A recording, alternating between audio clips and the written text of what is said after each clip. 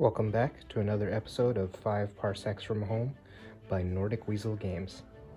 This episode is called Ambushed. At some point in time, the team was headed back to their hideout and gets waylaid by a rival. That rival is the gang called the Iron Skulls. Lynn Scott and Ember Tavros decide to go trading. Lynn sold some contraband for 5 credits, and Ember sold some cargo for 2. Once again, Vector and Bria stay back at the workshop to repair. Vector fixes the handgun he was working on and gives it to Matthias, but Bria broke the damaged blast rifle. Eager for a piece of action, Matthias starts training with his handgun. Ajax and Kelsa decide to go exploring. Ajax ends up following up on a tip he received from his quest and ends up gaining a quest rumor. Kelsa, on the other hand, went exploring and ended up getting noticed, so we have to fight the rival gang, the Iron Skulls, this fight. Our team for this mission will be Vector, Ember Tavros, we got Lynn Scott, Ajax Ramirez, Kelsa Winters, and Bria Switch. Tarek Efnar and Odessa Locke are still in sickbay, and Matthias is not yet ready for combat. For this mission, our opponents will be our rival gang called the Iron Skulls. Now, the deployment conditions will be gloomy, max visibility 9. There will be no special notable sight. We rolled since it's a criminal element, there was a extra bounty, so we get an extra credit for holding the field. And since this is a rival shootout, the special rival condition is that they brought friends. So there'll be 1 additional enemy for a total of 8. It would have been 9. However, Tarek Efnar got in a fight with these rivals, took one out, and that's why they're mad at us, and that's why they're rivals again. So they'll be armed. They'll all be armed with a scrap pistol and blade, and then also this gentleman's armed with a power claw. These 2 models are human interface. This is a core space model. And these 5 you can get from Gale Force 9's Firefly. These are the 5 Ganger models that I painted up, and these took like 5 minutes to paint. But not bad models. I'm liking them. Okay. Oh yeah, and so the Iron Skulls Gangers. Again, here's how I have my sheet set up. They have +2 numbers. They have Panic 1 to 2, Speed 4, 0 combat skill, Toughness 3. If you shoot them, they retreat 3 inches away from the shooter. And let's see. Yeah, that's pretty much it. They're an aggressive enemy. This is where the enemy is going to set up. Since they're aggressive, they're 1 inch apart in a big mob. And as you can see, they're blocking off the route to get back to the team's vehicles. Now the team here is set up 18 inches away. And as you can see, they're going to be having to get up to their vehicles that way. So that's where the big mob of crew is. They're going to split up into 2 teams of 3 and see how that works for them. Now keep in mind, Ember has a beam light on her machine pistol, and Bria Switch also has a beam light. So both groups should be able to see 12 inches if they're all firing at the same target. For round 1, the team will try to attempt to seize the initiative. Now Bria Switch has a 3 savvy, and you add +1 because we're outnumbered. And we got a 5, so that is a total of 9. That is not enough to seize the initiative. So round 1 reaction. I got a 1, 2 1s, a 2, and a 3. So the 3 can go to Ember, so she will get a 3. I'm going to have that whole team move first, so it looks like Kelsa has a reaction 2, and so does Vector. So they will take a 2 and a 1. And then here, any one of these can get down below here. Down here, you could see these guys get a 1. I'm going to give it to Lynn to take up position first. Actually, I'm going to give it to Bria. Okay, so this team is going to move up. Looks like Ember has a movement of 5, Vector has a movement of 6, and Kelsa has a movement of 5. So Vector's going to move up to here. And then he will actually move right in behind cover there. These ladies will go 1, 2, 3, 4, 5, 6, 7. Going up that alley there. And then she will go 1, 2, 3, 4, 5, 6, 7. So the three of them are going to huddle in the back there. Nobody knows where they're at yet. They're kind of sneaking, right? And of course, Bria, who has a movement of 4, is going to move her 1, 2, 3, 4, and then hop 1 up to 6. So she's just going to kind of move around behind that building.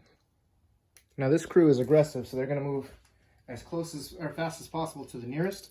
Nearest right now is Vector. They just don't know it yet, but they are going to move 6. This guy goes to there. This guy also moves to there. These guys are going to come around this side. Ooh, actually, let's see here.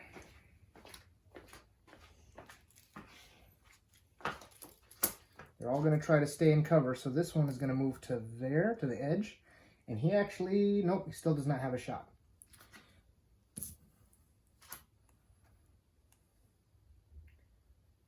Nope, just clips the edge, so there's no shot there. Okay, so 4, and then he will move here. Trying to stay in cover, so he will actually sneak a little closer because he is trying to get into a brawl. This guy is going to move 6, so he will go there. This guy will go 6, so he will go there. This may have not been a good idea to go into the alley because they are going to be swarmed there, it looks like. He'll go there, and he would go there.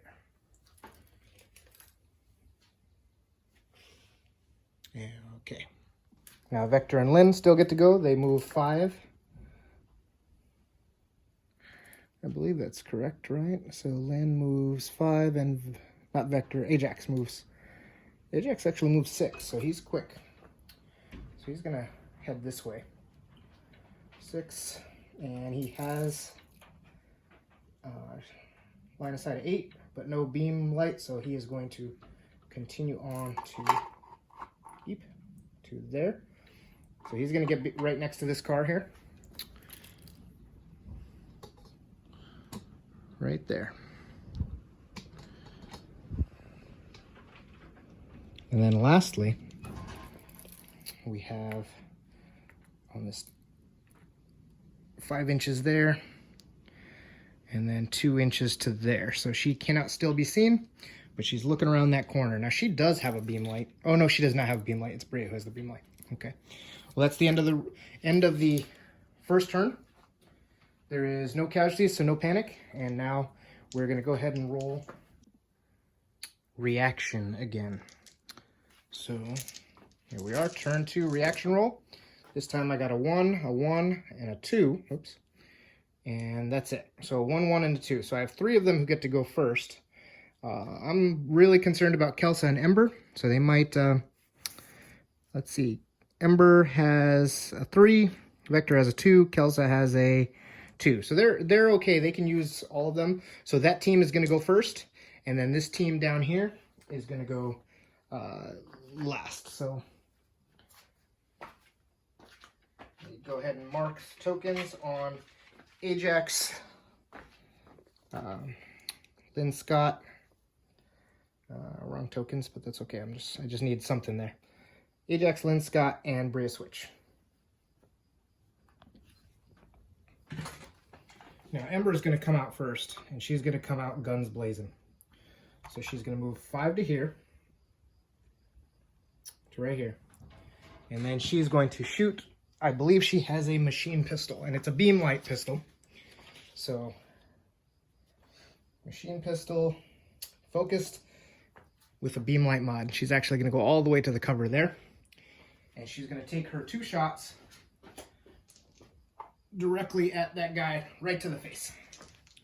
So we're going to roll, and she's going to hit him twice, toughness 3, and she's going to take him out. So Ember's going to get the first takeout, and unfortunately it was focused, so she couldn't go to anybody else. But also coming around the same corner is going to be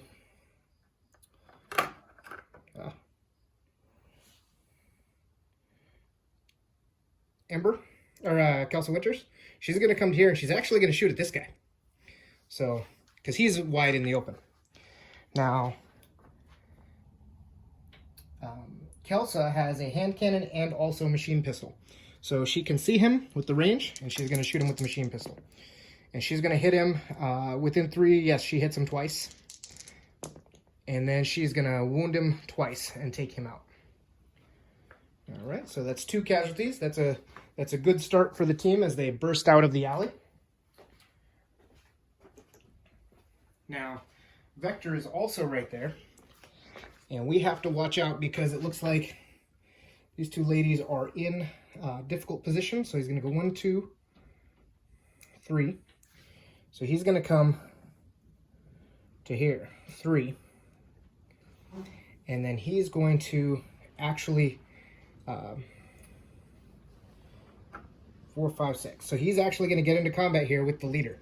So he charges into the leader, blocking this space here. So they're going to have a hard time getting to these 2 ladies. They are both behind cover. Maybe someone over here is going to have an easier time. But right now it looks like Vector is going to have to do a quick combat against their leader. Now their leader has a +1. They also have a melee blade, right? So they're at a +3. Vector, however, Vector has a glare sword. So that's in a combat of 4. Nope, combat of 3. +2, so 5. So he's 2 up on the opponent. Anything else? Okay, it's Elegant and Pierce. So they don't have any armor, but he does get to reroll any problem here. But he doesn't need to. So he is 2 up, so he's definitely going to hit. And rolling to wound, he has a... There's no strength value, so it's just a straight wound, and that is just a stun. So he is going to stun the enemy. He would have probably done better with a shot, but because I find combat to be very deadly close combat, but he's really good with his pistol. So okay, and that's the end of their turn. So now the opponents are going to go. So he's closest. They're going to go again. He's going to clear his stun. And he's going to attack back into combat. So he pushes away, but now he charges back in. Actually, would he charge back in? Do they have to do it against someone that is... They will not enter brawl with an opponent with a higher combat skill. So he gets pushed 1 away, and then he will definitely shoot, taking his stun away, and he's going to shoot at Vector, rolling a 1. So that 1 is going to be a miss, and that is good for Vector. Now, unfortunately... actually, he got to move back, so he could have moved back into cover there. So these 2 guys are gonna both shoot at him. So the first guy is going to see. He really makes it a problem because they know his fearsome reputation. They won't get into close combat with him, but they will try to shoot him. So this guy needs a 5 or 6 to hit him, and he's gonna miss with a 2. And then this guy, he will cross over and try to shoot her, and miss with a 3. Now, unfortunately, this is going to be a kind of a cluster in the middle here now, because these guys are all going to want to come and jump on these 3 because they didn't realize that, I mean, they're all the closest, so that's just kind of what happens. He would get to here. Can't get into combat yet. Actually, let me I gotta measure that. Well, he has 4 inches to move, so he's not going to do that. So he is going to he can't get closer to her without getting and stay in cover, unfortunately. So what will it say? Aggressive enemies will at least half move, attempting to remain in cover if possible. Well, they're not in cover, and they will go at least half move, so he will go 2 inches to there. Oops. And then an additional 2 inches kind of right up front. That's going to be scary for him. He will... I mean, he's still going to take a shot, so... I think he could probably get there where she doesn't have any cover. That's pretty open, so that's what he does. And he's going to miss with a 1. Figures. And then, let's see, this guy... These guys don't aim, so he's going to move to there. He's just going to stay in cover. He's got to go at least half. So he's going to go there, and he's also going to shoot at her, needing a 5 or 6. Missing. Wow, all these guys missing because of her, you know, the corner of that car there. And then this last guy, 6 inches from her, 7 inches from him. So he, but you know what? He's who's in line of sight. So I'm going to go ahead and say he's got to go there. So he's going to go 1, 2, 3, 4. And just kind of shoot wildly. Needs a 5 to hit Ajax from the top, from over the car there. And he's going to roll a 2 and miss. So everybody missed, and now it's going to be the team going after them. So first things first, Ajax here is he's going to move up to the side here to get a free shot. Now this literally needs a 2 to hit, and he has a needle rifle. So he's going to hit once, and he gets to re-roll that 1. So he hits twice. The reason he got to re-roll that 1 was because he has his combat visor. And he rolls a 5 to get rid of this guy. So he's out of action. So that is the 3rd casualty of the turn. This might be a quick dust up. And then let's see. So now Lynn, seeing the opening, is going to move 5, 6, 7. So staying 1, 2, 3, 4, 5, 6. So the 2 of them are heading towards the cars and towards the sound of trouble. Okay, as the combat in the middle heats up, looks like the enemy have to make a panic check. So on 1s and 2s, we have fleers. Nobody is fleeing from this. They're still mad at the crew for what was happened in the past and for Tarek messing up one of their boys. So they're going to keep fighting. Okay, your reaction roll.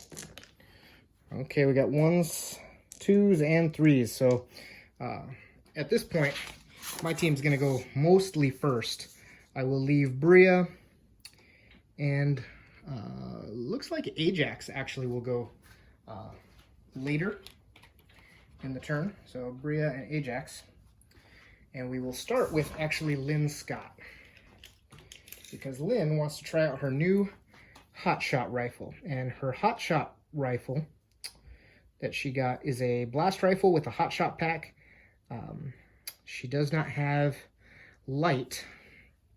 Oh, I forgot to be putting the light thing on there, but it doesn't really matter at this point in time. It will soon. So she will move up 4 or 5. Lynn Scott moves up 6, so she has a 6 movement again. She moves here.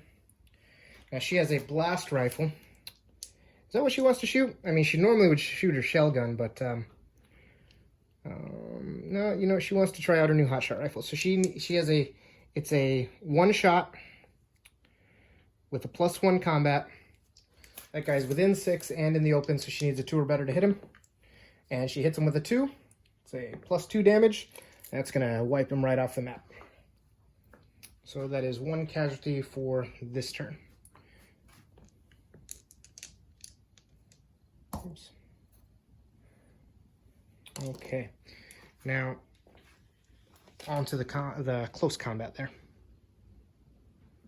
Apologies on that last angle. So here actually is Lynn Scott, and she shot him. He was right here by this car. Now we're going to go to the main combat. Okay, so now Vector is going to charge this guy. You know what? It doesn't make sense for him to charge. So he's actually going to move out this way and shoot the guy. I mean, he literally just needs to not roll a 1.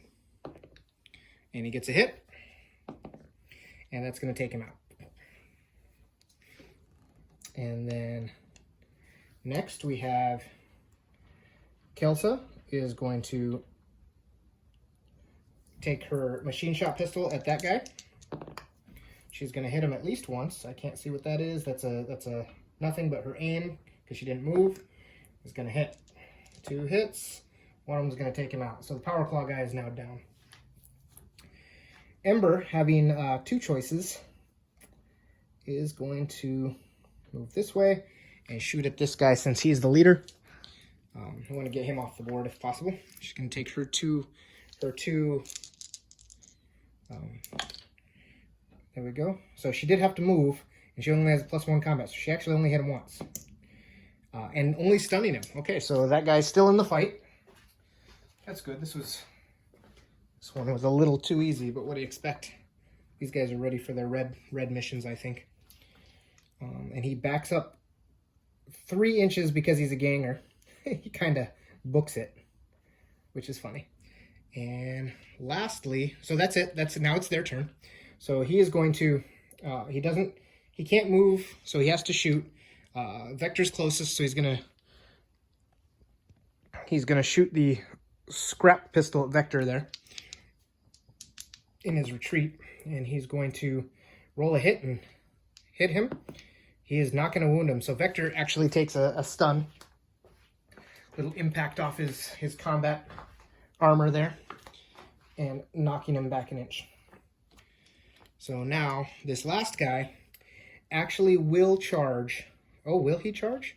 He won't do someone in higher combat, and she has higher combat, so he is going to get around the corner to get a free shot of a 3. It's a smart move. And he rolls a 5. And now to take out Kelsa, he rolls a 1. So he also does a stun to Kelsa. In their last moment of, in this last turn, their combat was not as good as they had hoped. Now, that would be the end of their turn. And lastly, we have Ajax and Bria. Bria has nothing to do but run up 6. She ran up to there to where Lynn Scott is. Ajax can actually move 6. And he has a shot at this guy over that car. So he's gonna, Ajax has a shot of combat 2. He needs a 6 for cover, so he needs 4, 5s, or 6s to hit the leader there. And he's gonna fail both. So he moved up, but it wasn't good enough to take the shot on the move. So that is the end of the next turn, second turn, I think. And so now we're gonna do some panic checks. They only lost, how many did they lose? They lost 3 this turn. Wow. So we're gonna roll panic checks, and we got 2 1. So that, folks, is the ball game, because these two decide to book it down their respective hallways, and they leave the team to hold the field and get back to their rides and head home. Post-battle activities. If you fought an opponent that isn't a rival, well, they were a rival, so that's not, let's see. So if you just fought an existing rival, held the field, we're just going to add on a 4 or better, they're no longer a rival. Okay, those gangers have been wiped off the map, so they are no longer, that would be the end of the Iron Skulls. Let's see, resolve patron status. There was no patron, not a quest progress, because this was a rival fight. We do get paid, however, D6, so ooh, 5. +1 for the bounty, and let's see, okay, that's it. So six extra credits. That'll be enough to get our red zone pass, as long as we don't end up with anything funny later on. Battlefield finds, we roll a D100. 44, starship parts. Okay, I'll take more of those. We haven't really been leaving this planet for much, but maybe for our red zone missions we're going to have to. So it's good to get our ship ready to go. Let's see, check for invasion. These were not invasion enemy, so now it's the loot table. So page 131 again. All right, and we're going to roll a 31. Damaged weapons, roll twice on the weapon category subtable. So a 75, which is melee, and a 94, which is grenades. So melee weapon and grenades. So melee weapon, 80. So a damaged shatter axe. I'll take that. I don't know what that is, but it sounds cool. Okay, and then for grenades, I don't know if you can have damaged grenades. I'll take 3 damaged frack grenades. Maybe they have no primers. Who knows? Maybe they didn't have, you know, the arming caps. And so we would have to jury-rig those ourselves. Who knows? Okay, so let's go back to page 121. There is no injuries, so we don't have to worry about that. Ember gets the +1 experience, and then +3 for surviving. Vector gets +3 for surviving. Ajax gets +3 for surviving. +3 for Lynn, +3 for Bria, and +3 for Kelsa. Now, there's nothing else there. So Ajax can go up. He has a 6. So he can get +1 toughness. I think he's going to do that. So, oh, his toughness is already 5, though. Could he get a speed or a savvy better? His speed's already 6. His toughness is already 5. His savvy's already 2. Ajax is pretty beefy, so he's going to save his points. Maybe he needs some reaction. And then let's see. Next is Bria. Now, she could definitely use something. She has a 6. She could definitely use toughness to go up to toughness 4. I think that's what she's going to do. No, you know what? She's going to spend 5 and get her speed up to 5. So now I no longer have any speed 4 characters. That's good. And lastly, Kelsa. She also has 5 points. She is going to take her speed up to 6. I like having fast characters. Okay. Invest in advanced training? No. Purchase items? No. Roll for campaign event. Okay, let's see what happens here. 83. The sector news networks are awash with rumors of war. While you remain on this planet, any roll for invasion is at +2. Okay. And then character.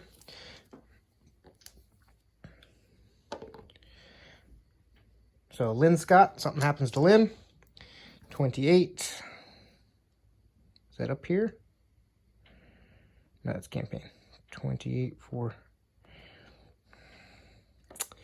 You're not sure, so we got to reroll on her motivation table. So this one is, you're not sure you're really the same person any longer. We got to check her motivation. Her motivation right now is escape. Escape from the drudgery of the gang life. But you know what? Maybe that's not what she's living anymore. You know, she found a crew, she has some friends, people who care about her, and she's damn good at what she does. So let's see what her motivation would be, her new one. So we go all the way back up to the motivations. It's the next red group. Here it is. That's crew equipment. Motivations. Okay. So let's see what her Lynn Scott's new motivation is. 85. Power. Oh boy. So it's +2 XP and a rival. So her new... So she wants power now. So she's liking, maybe she's seeing how she's taken out all the gangs quite easily lately, and she's like, she wants to get more power hungry. Who knows? So let's see what the rules again are for that that campaign event. That would be character event. Okay, so you do not receive any items or resources, but the motivation would have any ability score, earn 1 XP for each, and +1 ability you would have received normally. So she gets 2 XP. Yep, so she just gets 2 more XP. So she now has 5 XP. And she will use it immediately. No, she won't. She's going to save it. Okay. So I believe that's everything for post-battle. Don't get any of this cool new stuff. I am going to check out what you have to do to buy that red zone pass, right? That's later on in this the book. It's after this campaign stuff. Playing on a grid. Red zone. Okay. I have played 10 campaigns to get a red zone. I have to pay 15 credits license, and since I just gained 6 to add to my 12, so I have 18. So now I have 3 credits. That's that's kind of unfortunate because that means, oh, that's going to be all my money. I do have at least 7 for the application. So red zones.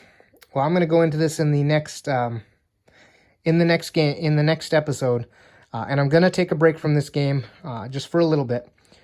Maybe do a fantasy, start another game, maybe do a Night Pike Sword or something as I prepare for this red zone jobs, because this is going to be the second phase of this campaign. We've gone through the first phase. They've gone through quite a few missions. As you can see, they're getting a lot tougher against the normal things you would roll up. And I, in particular, I haven't fought too many really powerful creatures.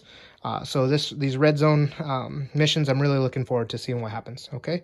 Well, thanks again. Once again, thanks for watching. Have a great weekend, and I will see you next episode.